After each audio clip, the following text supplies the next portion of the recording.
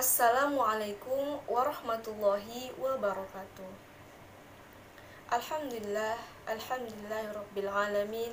Assalatu wassalamu ala asyrafil anbiya'i wal mursalin wa ala alihi wa sahbihi ajma'in. Amma ba'du.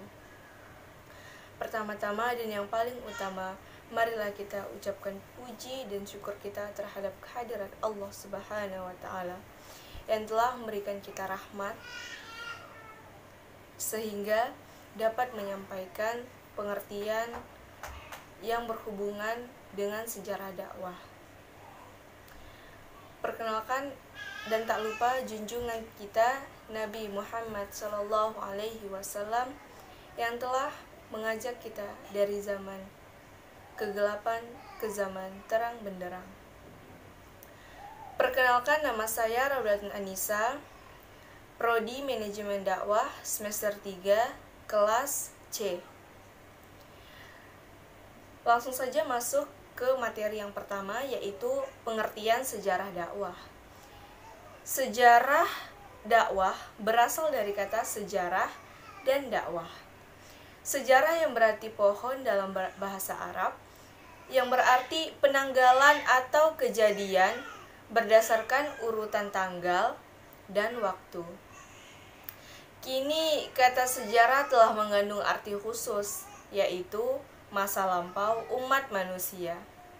Sedangkan dakwah secara etimologi berasal dari kata da'a, yad'u, da'watan. Kata da'a mengandung arti menyeru, memanggil, dan mengajak. Dakwah artinya seruan, panggilan.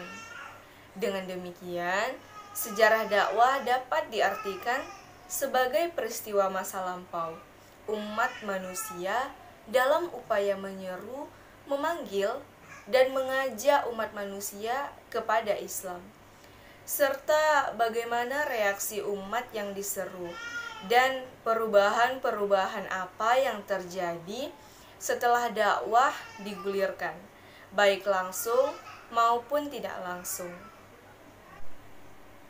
Materi yang kedua yaitu ruang lingkup sejarah dakwah. Ruang lingkup kajian dakwah berangkat dari jawaban pertanyaan, kapan dakwah Islam dimulai? Ada dua pendapat mengenai permulaan dakwah. Yang pertama, penelitian yang menjadikan permulaan dakwah adalah pada masa Rasulullah SAW. Pendapat ini merujuk kepada terminologi khusus dakwah Islamiyah, bahwa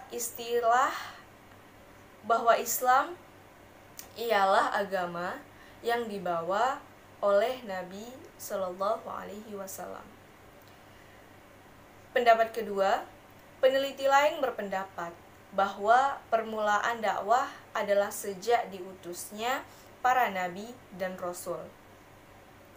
Pendapat ini merujuk kepada terminologi umum dari dakwah Islamiyah, bahwa dakwah para nabi hakikatnya adalah satu. Seluruh rasul telah menyampaikan Islam dalam arti yang luas. Bagi peneliti yang berpendapat bahwa sejarah dakwah Islam dimulai sejak adanya Rasul, mereka memulai kajiannya dari dakwah Nabi Nuh alaihissalam.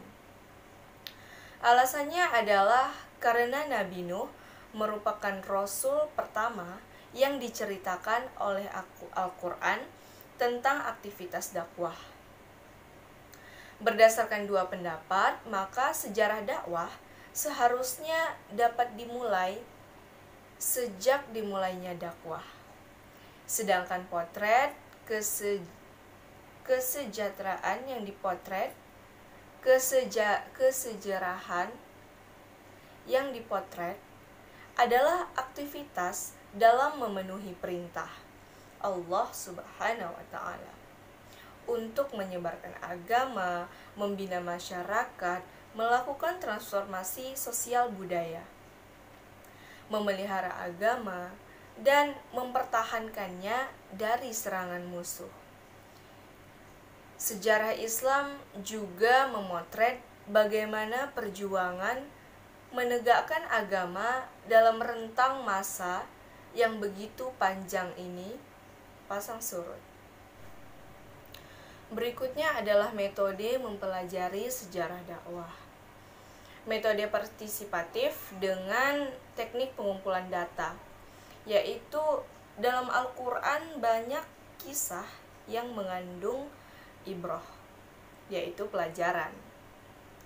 Sejarah dalam Al-Quran adalah sejarah yang mengungkap tentang siklus kehidupan dan sunnatullah yang tidak pernah berubah. Allah mengungkapkan sejarah tersebut dengan redaksi singkat dalam waktu yang lain yang diungkap dengan reaksi sedang dan kadang-kadang dengan redaksi yang panjang.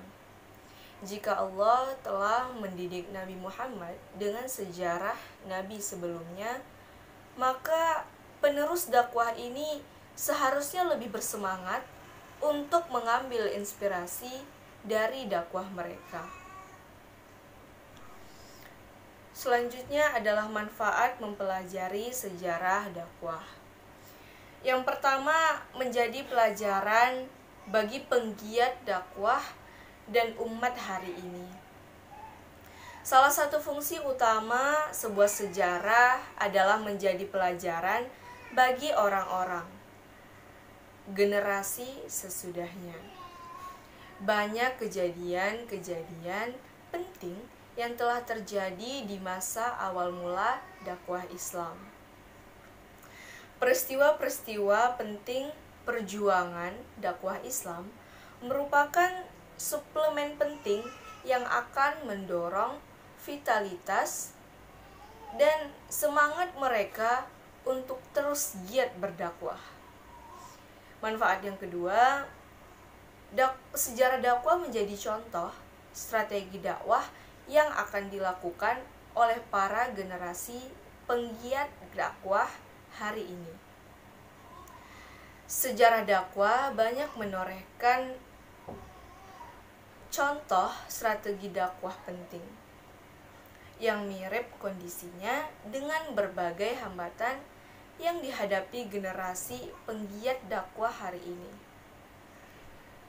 Dan yang ketiga, menambah keimanan dan keyakinan orang-orang beriman. Janji Allah pada orang-orang yang istiqomah dan ikhlas memperjuangkan agamanya adalah ampunan dan surga yang amat luas. Orang-orang beriman akan kian bertambah keimanannya saat mereka mempelajari sejarah dakwah Islam yang spektakuler. Berikut Quran Surah Al-Hasyr ayat 18.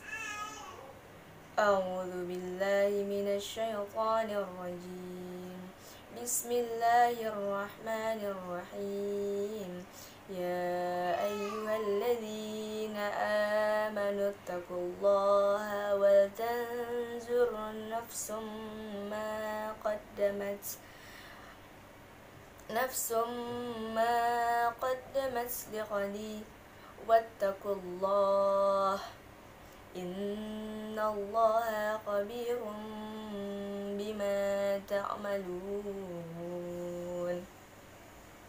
Artinya, wahai orang-orang yang beriman, bertakwalah kepada Allah dan hendaklah setiap orang memperhatikan apa yang telah diperbuatnya untuk hari esok atau kiamat. Dan bertakwalah kepada Allah.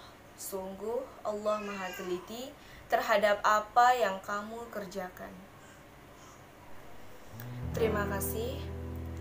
Hanya itu yang dapat saya sampaikan mengenai sejarah dakwah, ruang lingkup sejarah dakwah, metode yang digunakan untuk mempelajari sejarah dakwah, dan manfaat dalam mempelajari sejarah dakwah beserta ayat tentang sejarah dakwah.